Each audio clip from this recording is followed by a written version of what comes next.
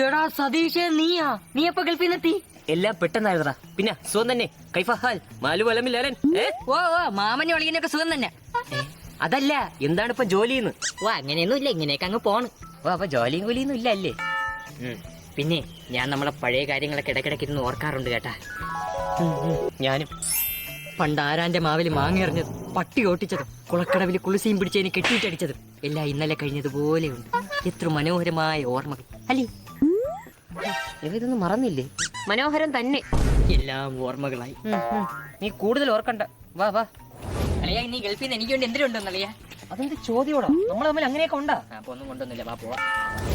ഇവിടെ സതീശ, നീ ഇതെപ്പോ എത്തി? ഞാൻ രാവിലത്തെ 7:00 എയർ ഇന്ത്യ ഫ്ലൈറ്റ് തന്നെ എത്തിയേട്ടാ.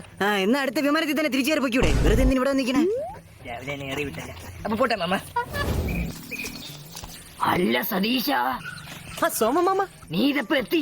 ഞാൻ രാവിലത്തെ അല്ലെങ്കിൽ വേണ്ട എയർ ഞാൻ ഇപ്പൊ എത്തിയുള്ളൂ മാമ. ഇനി എപ്പോ തിരിച്ചു പോണ്?